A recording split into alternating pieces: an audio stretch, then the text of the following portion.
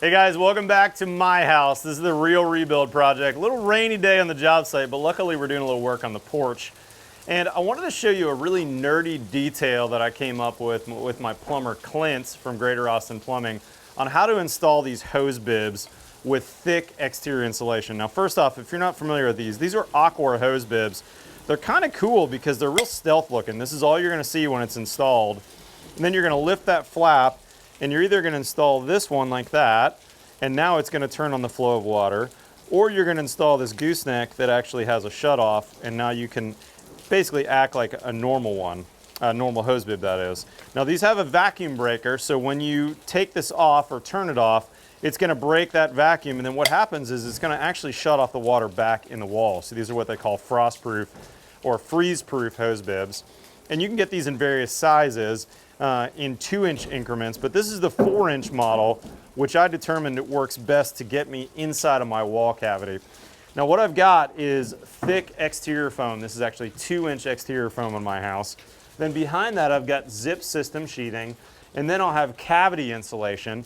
But on top of this, I've got a mounting block and then eventually some James Hardie vertical siding going here in my front porch. That being said, let me catch you up to where we are right this minute. Clint and I worked out this detail where Clint actually, on the inside of the house, drilled the hole. We measured and figured out where it needed to go. And he's drilling a slightly bigger hole than is necessary. You're gonna notice that this hole is actually an 1.5-inch hole. I'll show you why in a minute. So 1.5-inch hole on the inside. Then he took a knife and cut out this foam in a square on the outside. Now that foam's kind of hard to get out in one piece. We've messed it up before, but this one actually came out pretty nicely. And from there, Clint, the next step is to go ahead and install our quick flash boots. Yep. So I'm gonna let Clint do that, and here's what that looks like. I've used these for years. This is basically kind of like a roof jack, except for made for a flat wall. And what you're looking at is a plastic body, and then this is a rubbery, I think it's actually a neoprene type material, so that when I actually push this into the wall, it's gonna gasket onto there and make it both water and airtight. The reason why I need to do this is because I've made a mounting block, and once I attach this Aqua hose bib to the mounting block, I'm not gonna have access to that location back there to air and water seal it, because this mounting block's gonna be like this when we're all done. So that's why I need that gasket. All right, Clint, you ready? Let's do it. Let's do it. Now guys, we're actually on my front porch gonna be installing the silver version, but they make these in all kinds of different options. This is black I'm using in some other areas. They call it titanium, and the silver one's being used here. But the first step in the process is Clint's actually gonna run a couple of beads of this right here. Inside my little Tajima caulking gun is a red fluid applied product called, go ahead Clint, you can rock on that while I'm talking, called Prosico Fast Flash. If you're not familiar with this, it's a product I use all the time because it's a very easy flashing to use. Rather than a tape that has to have perfect conditions, it can't be wet, the substrate has to be perfect. This you can apply actually in rainy or damp weather as long as there's not ponding or standing water. And it acts like an adhesive as well as a water and an air seal. So what Clint's doing is he's putting a bullseye right around the center, and that bullseye is basically going to be on the back side of this to help air seal this, and of course waterproof it, although I'm not super worried about waterproofing on my porch here.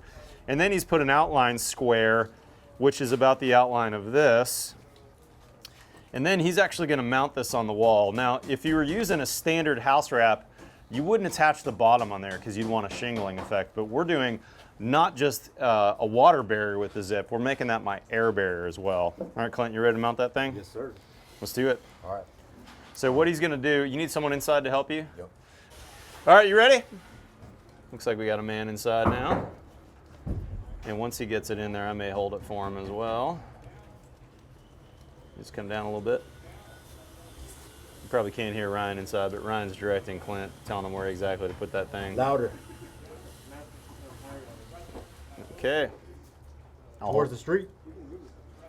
Right there. Right there. Okay. I'll hold it for you, Clint. You go ahead and screw that thing in the wall. Awesome. Now we're just using some regular screws on this, nothing fancy. All these screws are going to do is hold it.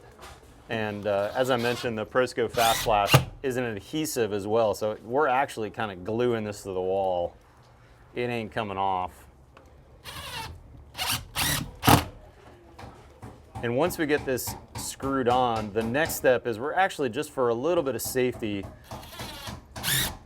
we're gonna run a bead all around the outside of this. Now, if we were in the field, if this was a 2-story house, we were in the middle of you know, an open wall, I'd be more worried about that. We could come in here with zip tape and tape it on all sides, but this is all we need. All right, Clint, hit that outside for me. Around right there? Yeah, run a bead between the between that quick flash boot and the zip all the way across. Yeah, there you go. Mainly the top, because that's if water were coming down from the top, we want to make sure. And you could, just for the heck of it, put a bead on each, or a little dab on each one of those screw heads. We're going a little bit beyond here than we need to, but I'm a belt and a suspenders and hold my pants up with my hands kind of guy. If you've watched any of my videos, you know that I don't like to go to the 9th degree. I gotta go all the way to the 10th degree. Now this fast flash, you can basically strike it down with a Bondo scraper, with a shim, whatever's available on the job site. So next up, he's gonna take that foam and put it back. And that's really just a friction fit at this point. If he got it out of there, okay. And we almost don't need to tape this foam. The foam is not my waterproofing or my airproofing layer on this house. It's really just a insulation layer, strictly insulation. But if it was your waterproofing layer, you'd really want to make sure it was taped well, and that's why I don't like to use it as that. There you go, nice, Clint. Okay, perfect.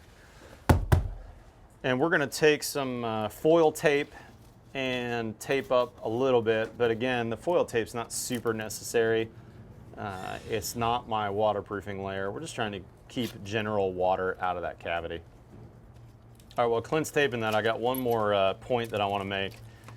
We're going to connect these later on the inside with a male screw connection that will go into this female screw connection here, and then that will have a Street 90 to an Uponor connection, because I'm plumbing the house in Uponor PEX. I'm putting these strategically in places that are not public spots. For instance, this one goes into my master closet, another one goes into my media closet, another one goes into my pantry, so that inside this wall cavity, this is going to eventually fit in a 2x4 wall cavity, I'm going to put an access panel in there, just a pre-made, inexpensive access panel, because eventually these might need to be serviced or maybe even replaced in 30 years. I want to have an access panel that literally I could just open a door, I could unscrew this, I could pop this out and put a new one in, or put a new guts kit in this, put it back in, screw it back together, and there's no drywall, there's no hunting around where is it in 30 years. So each place that I have a hose bib in my house, and I have 4 of them, I'm gonna have access panels, and I put those in strategic locations so that they're not you know, in the middle of my living room or my kitchen or behind cabinets or somewhere that couldn't be accessible. Okay, so had we used rock wool instead of this, the process would have been the same. I like the silver facing for the south, but if you're in the north, consider rock wool vapor permeable, and you've got some fire benefits to having that mineral wool on the outside. But now that we're all taped up, let's keep going, Clint. So the next step for Clint is he's gonna throw these 1x4s on. This is gonna match up to the same thickness as the rest of my 1x4s. My siding is getting installed onto the 1x4 so that ultimately this siding will have an air gap behind it. Stay tuned for a future video, but keep going, Clint. Let's do it. Get that 1x4 on there, brother. So what he's doing is he's kind of eyeballing that hole to make sure that his 1x4 is clear of where the hose bib is going to go.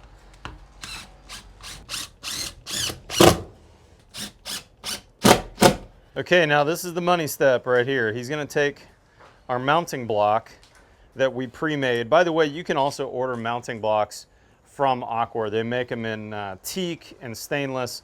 We made these out of some Versatech on the job. So Clint's going to mount the hose bib to the block first. So go ahead, brother.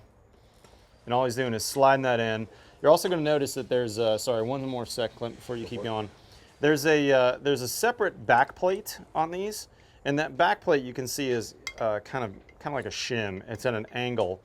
Reason being is when we mount this, we don't want this perfectly level. In fact, we want it, if you can see that, it's got a, I don't know, 5 or 7 degree bevel up. That's so when we shut off out here, that water that's left in this little 4-inch hose is gonna drain to the outside. And if you're in Minnesota, you're probably gonna use the 8-inch or even the 12-inch one. Here in Texas, I almost don't need to use frostproof. It's not code here. So 4 inches of shut off into the wall, that's plenty for me down in the South.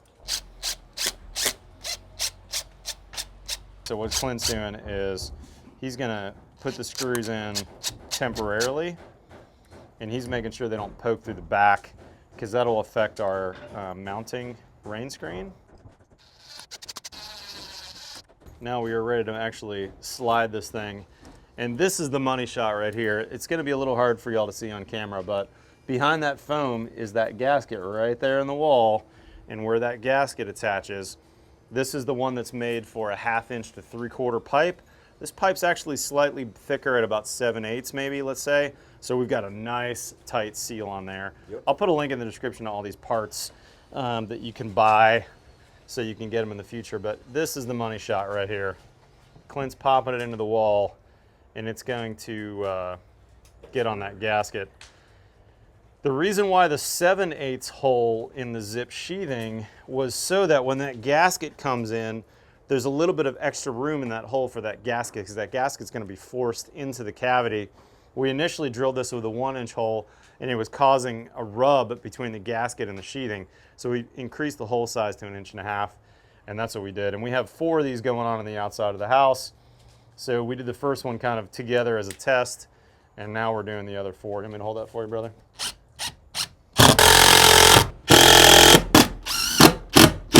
And we can paint this to match if we want, or we can leave it.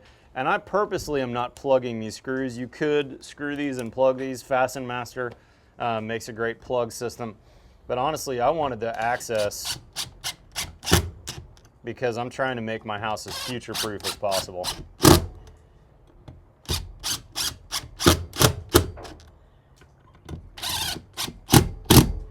Hose bib is on, looks money, dude. So that's all you're gonna see on the face of the house is just that black cover. I'm gonna leave these exposed because I like that, and I wanted to be able to unscrew this someday and not affect the siding and do a change out in 30 years. Last step is to connect on the inside. I'll meet you in there. Let's do it. All right, guys, we're coming into my master bedroom now, and then this eventually will be a pocket door to my master bathroom. Ryan's doing a great job over here. We got a future video on my Uponor piping and how I piped the house. But let's meet Clint over here. This is my master closet. And as I mentioned earlier, I'll be able to put a little access door here. It won't bother anybody. It'll be behind my clothes. And now that you're poked through, you can see where we're at. Again, that's the 4-inch model right there. I could have probably gotten away with a 6-inch, but it would have been tight to make the connections in this 2x4 wall cavity. But Clint, show me that fitting real quick. So that fitting is a Street 90. It's brass. It's got male threads on here, and then he's threaded onto that an Uponor brass fitting that will connect to the Uponor PEX right there. And then he's got his Teflon tape on there already. And now he's gonna put a little pipe dope on that last one. And then we are ready to make the connection.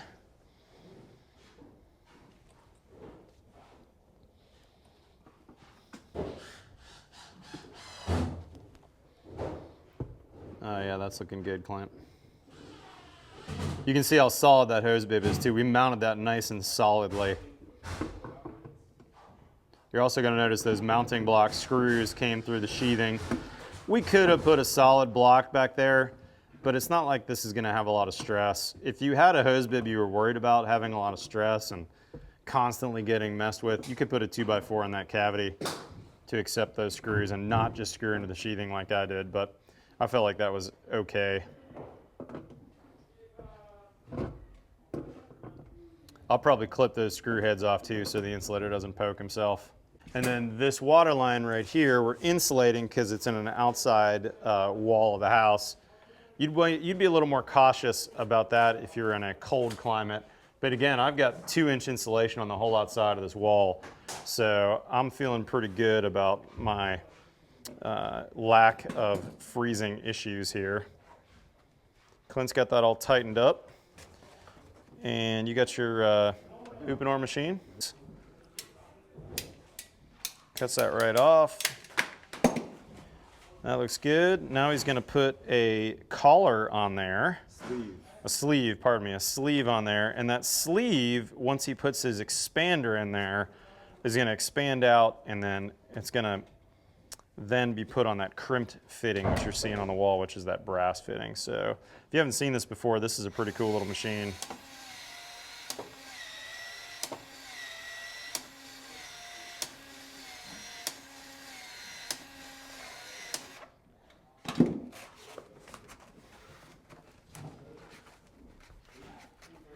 Other types of pecs are crimp fittings. These are expansion fittings, which I really like. The other benefit of these expansion fittings is that fitting is a full port. It's a full 1/2 inch on that fitting rather than being neck down like a lot of the crimp fittings are, which fit on the outside. These get expanded. He's gonna finish up that insulation, and that is pretty much it. Nice job, Clint.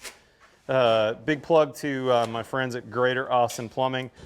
Chris, the owner, and his plumbers like Clint. Great guys, they've done an amazing job over here. Stay tuned, guys. I've got some more videos on mechanical, on plumbing, on my whole house Uponor system and how I ran that. Lots more to go, but I thought this nerdy video on the very specific details for installing these Aqua hose bibs might be helpful for you in your high performance build. If you're not currently a subscriber, hit that subscribe button below. We've got new content here in the Build Show every Tuesday and every Friday. Follow me on Twitter and Instagram. Otherwise, we'll see you next time on the Build Show.